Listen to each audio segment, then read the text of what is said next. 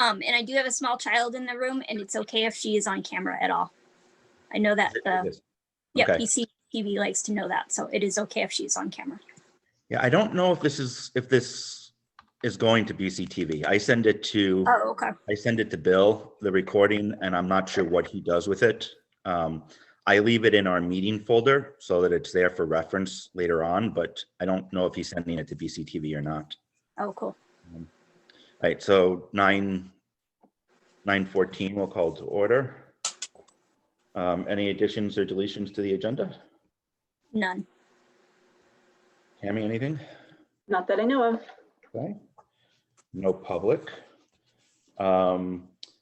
Any changes to the minutes of October 5th?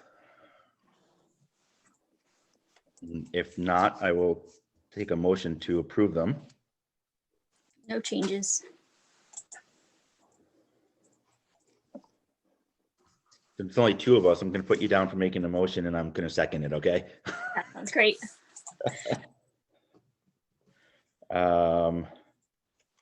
Any discussion? No. Approve, yay. Yay. Okay. Weird with only two people. No correspondence. All right, existing policies. I've just been putting these on the agenda so that because Meg looks at the agenda and the minutes. So these couple of files that either need to be moved or adjusted. Just one thing to note on the agenda. So I was linking to the meeting documents, and I think there must have been an error in the URL address, because on the meeting docs it says rvusd.com, which brings me to some other strange website. So I think it should be .net. Yep, you are right. That's a big mistake. Thank you. Yeah, I think it's RVUSD is a California school district, if I remember correctly. Yeah, it's directing me to used camping trailers and RV sales. Oh, yeah, that definitely is not good. I will make that adjustment for the future agendas as well. Thank you. All right, so B5, employee unlawful harassment. That was updated by VSBA recently, the middle of last month. And the updates that they made, the explanation I got was they made them due to the new requirements of Title IX. They added information about training and also added cross-reference to Title IX. So other than the training, I didn't see any glaring changes. I didn't either. It didn't seem like it was a pretty straightforward policy. So I think we still have to go through the warning adoption process, since it is a somewhat substantive change. So if both of you are good, you can just recommend that as provided by the VSBA.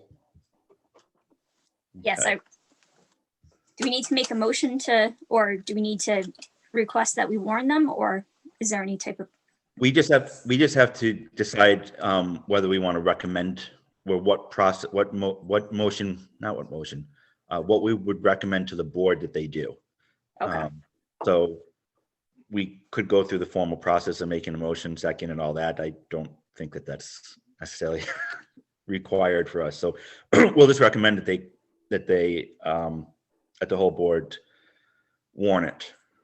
And I'm going to be sending an email to Bill right after we get off today, and he's going to include whatever we recommend today on the agenda for Monday. Perfect. B6, I'm sort of, for the most part, just leaving this on there. We spoke a little bit about it last time. Our VSBA removed it because we don't have the most schools don't have the requirements of following HIPAA since they follow FERPA. And in working it out with Bill, he recommended that we remove it, that we don't need it. But Rich wanted to have a discussion about it. So that's why I have it, that we'll have it on the agenda for 12/7, since that's the next meeting Bill will be at. Can we do a link to FRIPA too, so people can read through FRIPA and the HIPAA, so they can compare and contrast? Yeah, I don't know whether, I will ask Bill if he can include links to those on the agenda. If not, I can include something in the meeting docs folder. So people can, I don't know if providing the PDF probably wouldn't make sense. So I'll just create I think you can just create a link that people can go to, but somehow I'll make sure that people can reference it. That's a good idea.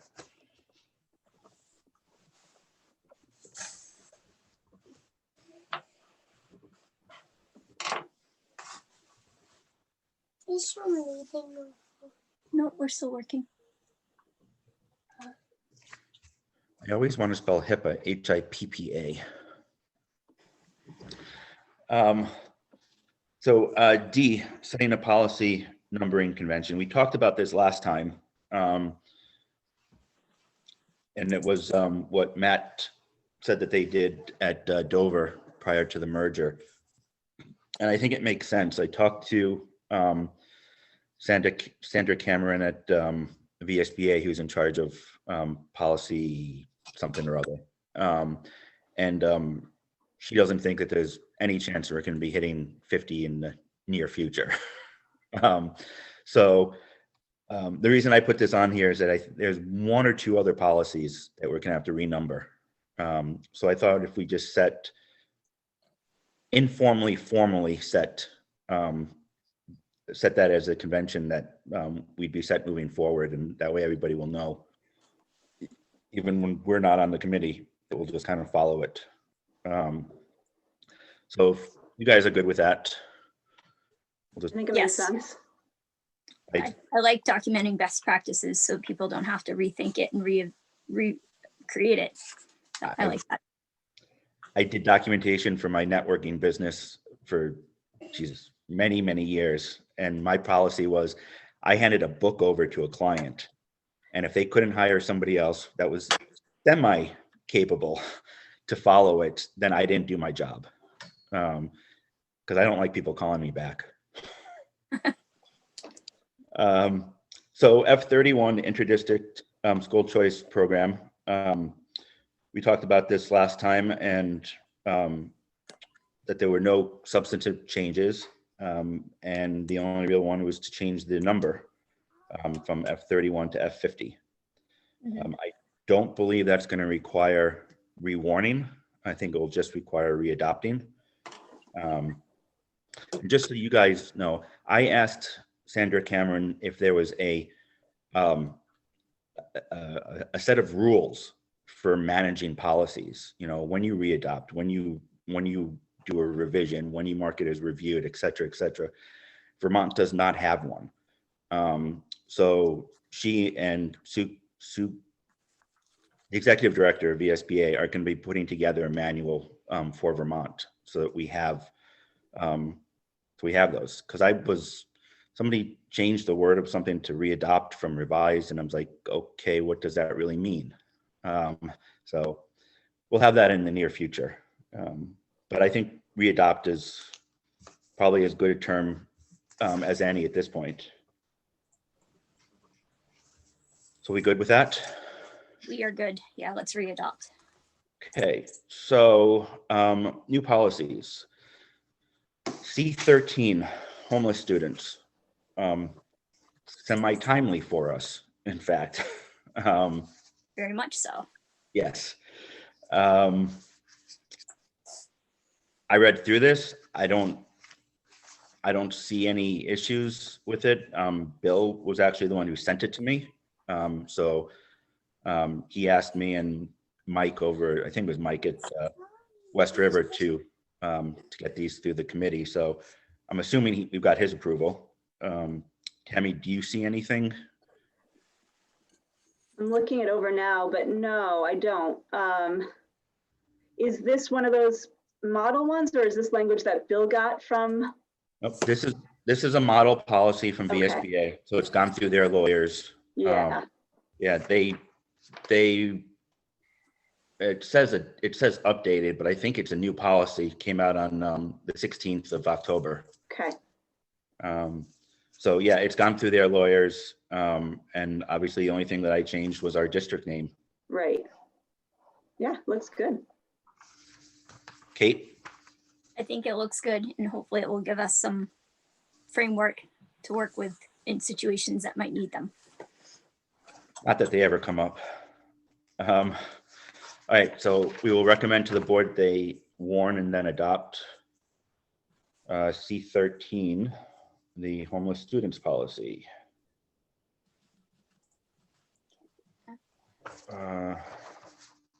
What is Monday's date? Monday is, I believe, the 16th. Thank you.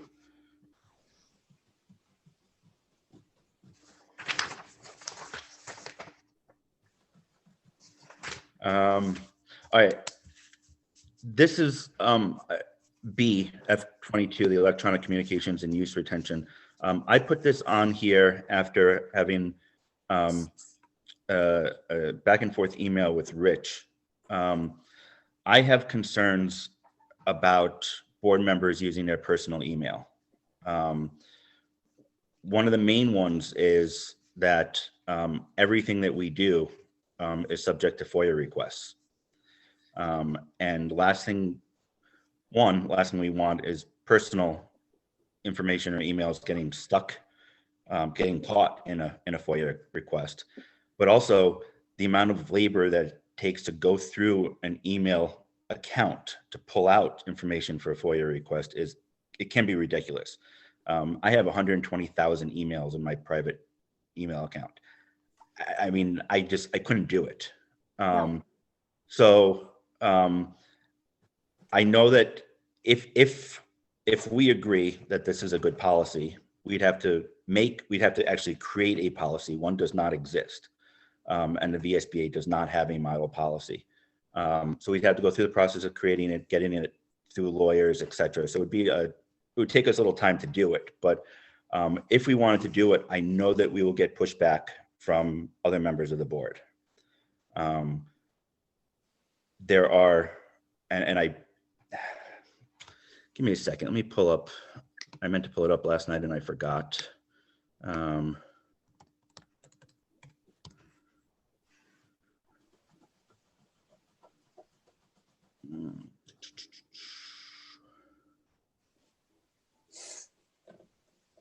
It sounds like board members have had problems accessing their Wyndham Central accounts. So I think that's something that needs to get addressed. I couldn't agree more. I know that Rich is locked out of his. I know Kate, even getting started, had a little bit of troubles too. So I don't know if it's something about the process or the support, the lack of support with IT. I'm not really sure where the problem stems, but what I can do to stem some of those problems is work with Peter, the IT guy for WCSU, to just put together, a one-page instruction manual right. on getting started. And I don't know what the password reset process is for this domain, but if it's not set up in a way that it can be done by an individual, I can help him set that up so that if somebody does get locked out, you don't have to call somebody to get back in, which is annoying at best. And there are some inconveniences. I mean, the way I have my email set up, because I deal with seven different domains, I have them all come into one account. So, I've got Wyndham Central coming into my main email account, but when I reply, it looks like I'm replying from the Wyndham Central account. So I can also put together a quick instruction manual on how to do that in Gmail. It can be done for other email services. I just don't use them at all, so I wouldn't be able to help anyone. But it makes dealing with multiple accounts a whole lot easier. Then The only trick is when you're starting a new email chain, remembering to choose the correct from account, which I've definitely forgotten to do at times. And again, if this is something we want to move forward with, I definitely think that there'll be pushback, and I think there'll be discussion at the board level, which isn't necessarily a bad thing. What I was looking for was, I had my whole list of reasons for doing this.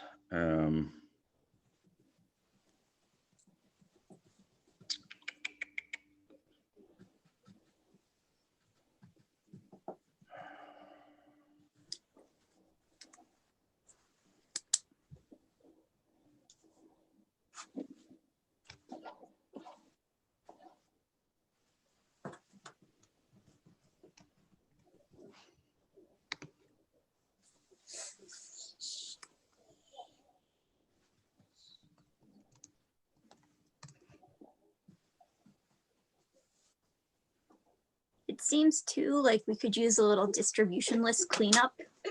So I don't know if that's something that Peter and IT could take on, or if there's somebody like that has the bandwidth to take that on. But I've noticed that sometimes like they've sent things out and they assume we all have it and we don't have it. And it's not the best look. Like, it just seems like we're disorganized. And I think it would be nice to, you know, yeah, to have it all be organized and presented well. I agree. I talked to Rich about that, and for lack of a better way of putting it, there's a chain of command. So I told Rich was supposed to let Bill know, and then Bill was supposed to let Meg know. I don't know whether that's happened or not. It looks like it hasn't. It will be less of an issue if everyone's using their Wyndham Central board account. But until then, we need to get people's personal emails on that distribution list so that they are getting them. And then at the last meeting, somebody, and I don't know who it was a name I didn't recognize, had sent out an email. They didn't have permission to send to that distribution list, which is why none of us got it. So that's something that Bill has to make sure that whoever he is doing that work has those permissions. And he's now aware of that. So hopefully that will be corrected. But I couldn't agree with you more. I mean, email should not, at this stage in 2020, email should not be that complicated a thing for us to be managing. But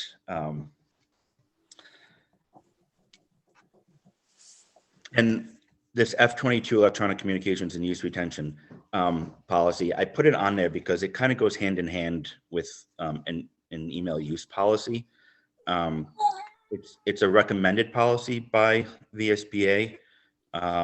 It's a type of policy that when anybody starts a nonprofit, the IRS has certain policies that they want to see in place. This is one of those types of policies that they want to see before they approve 501c3. It just makes sense to have this, and it's kind of pre-written for us, not just as a model policy, but it's pre-written because it's all in statutes. So this stuff should be being followed anyway. I read through it. It doesn't seem out of, I use the word ordinary. I mean, it just seems like that should be pretty standard procedure, which we may not want a policy for. But I put it there in case we wanted to recommend it. I did not think that we'd take action on either of these today, but just kind of a decision whether or not to move forward with it. And I apologize. I have a short list of, actually, it's not that short. I've got a list of reasons why it would be good to have an email use policy.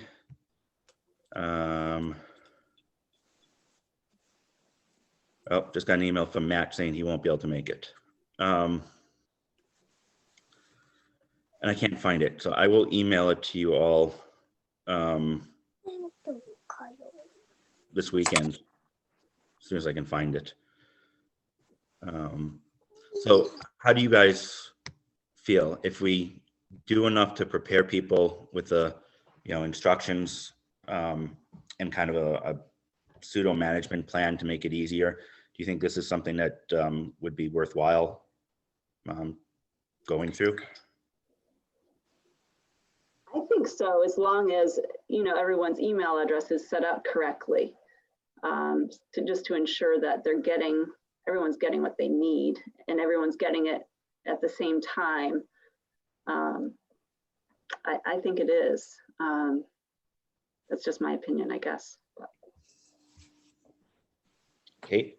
I can't think of any downsides to having a policy to, give guidance on email. So I read through it and it made sense to me. So I'd be for it. Okay. What I will do is work with Bill on how to get a policy written.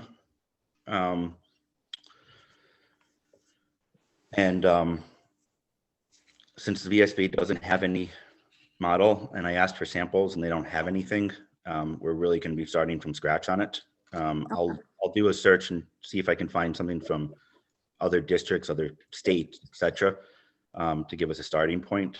But I'll work with him on getting something and hopefully have a policy for us to look at our next meeting.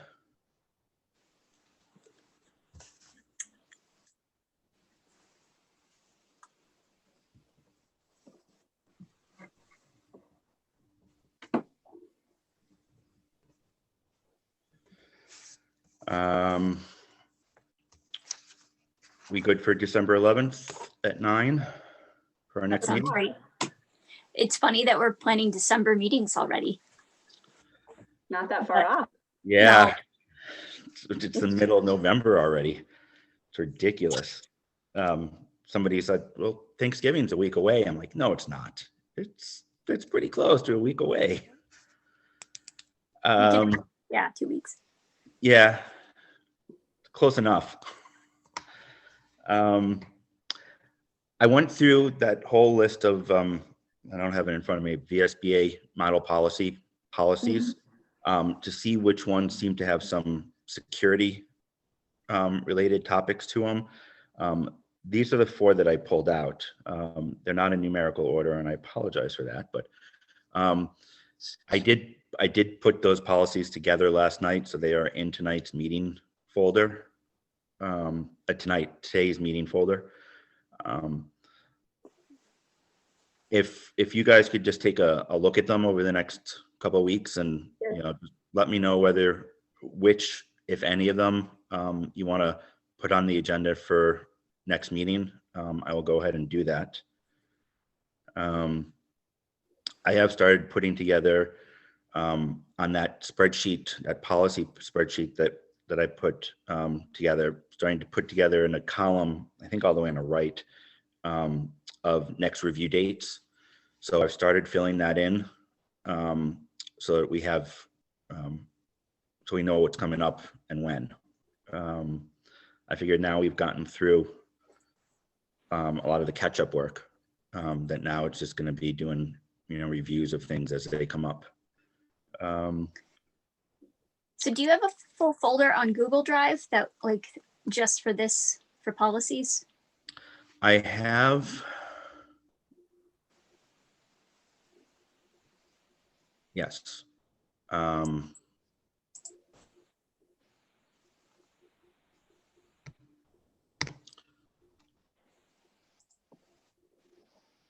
I have a drafts folder where I keep all the drafts we're working on, and I will share that right now.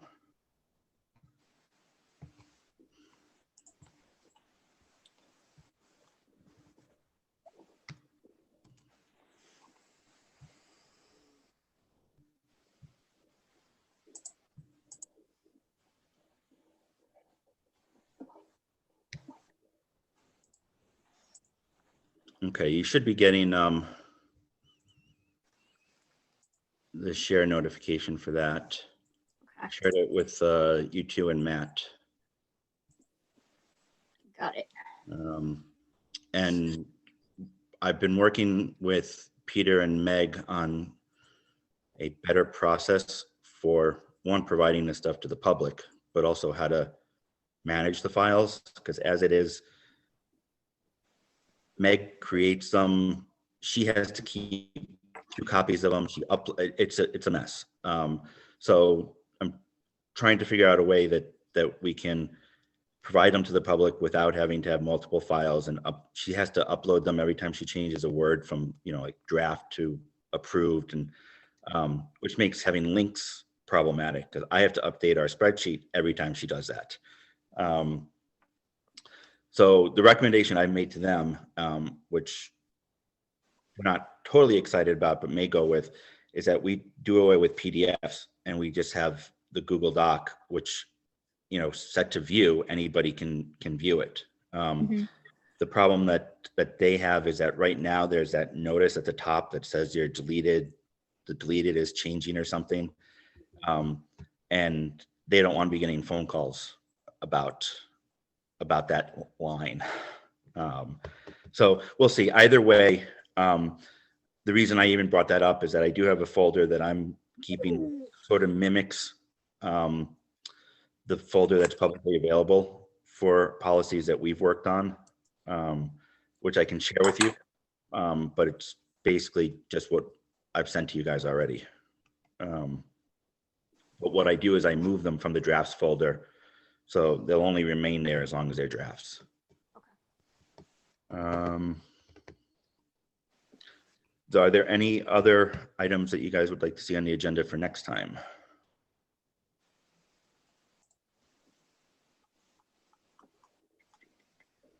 I think we just keep plugging along.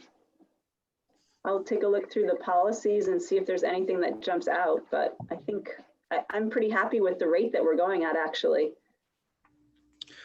Yeah, I think we actually accomplished a fair amount today in Yeah, a half hour. So right. That's impressive. it is. I pared down my original agenda thinking it was going to be too long. I could have had 1 or 2 more policies on here. Yeah, I agree. I think we just have to trudge through all of them and keep up with changes from the VSBA. Are there any policy topics that we may not currently have policies for that either of you would like to see?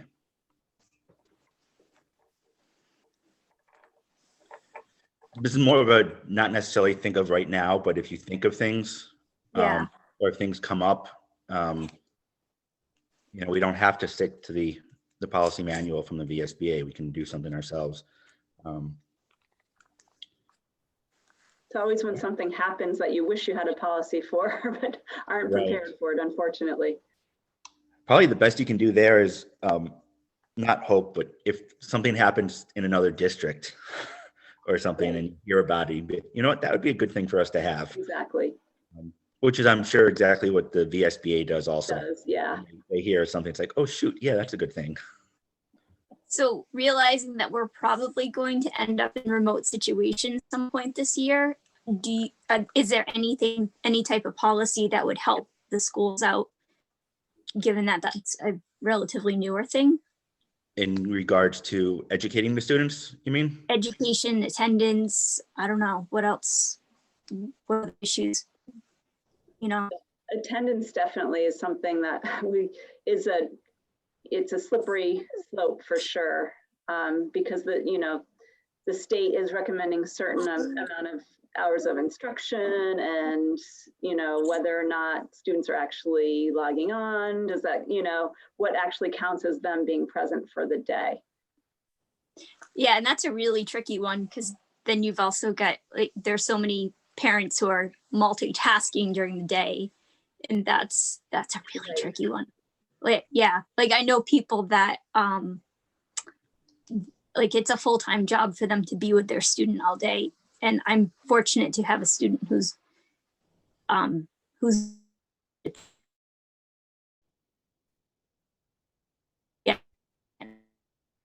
Yeah. That- Where Matt would need to help you guys out, or yeah, to do anything with remote learning and policies. My internet is unstable at this. Yeah, it sounds like maybe both Mark and Kate are frozen. I don't know if I am or not. I can hear you. I love Consolidated. I had a moment of gobbledygook, but yeah. Yeah, Um, Consolidated is fabulous, aren't they? I spent an hour on the phone on Tuesday. It was great. Jesus. But I've been better since then, so it was worth the phone call. Like, Well, that's good. I'm bumping way less. I was bumping so many times a day. It was ridiculous. Yeah. You know, if you can get things resolved, it's worth it. I think that was the 5th phone call about the same issue. That's a little much. It's funny when you're in a meeting and, you know, just a small segment of the people start having problems, you know that it's, you know, Consolidated or Duncan Cable or you know that there's something going on with a particular vendor. Most of my teammates work over in Manchester, so they have much more reliable and faster internet than I do. So that's one of the tricky parts about living where we live. Well, good news for Wardsboro is I think you're on the 1st or 2nd tier to get internet through the fiber. Yeah, DV fiber. That would be awesome. Dover's in the very last one, so we won't have it for at least 6 years. I think you guys are probably in the 2-year range. Wow. But you guys have faster speed to begin with right now, like, don't you? With your, depending on where in Dover you might be. To some extent, yeah. The problem is that if you're on 100 and there are a few neighborhoods that are vacation neighborhoods, condo neighborhoods that have fiber. So if you're on 100, you can get fiber. Off of it, you're either Consolidated or Duncan Cable. And the problem is that the state has mapped Duncan Cable as a cable company, providing it at the same level as a Comcast.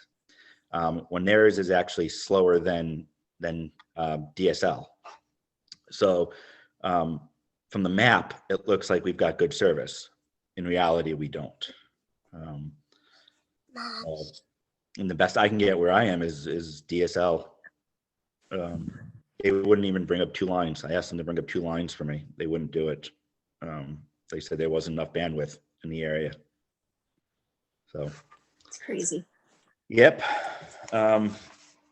Maybe one day satellite will improve enough that we can use that. But all right. If there isn't anything else, then I think we can adjourn and reconvene in a month. That sounds great. Thank you. Awesome. Thanks for all the work. Thanks for putting all of this together. It's really very helpful and streamlined, which I really appreciate. I'm a Virgo. I'm sure it shows. I'm happy to do it. Good. All right. So I will see you guys on Monday. All right. Thank you. We'll see you guys Monday night. Bye. Bye.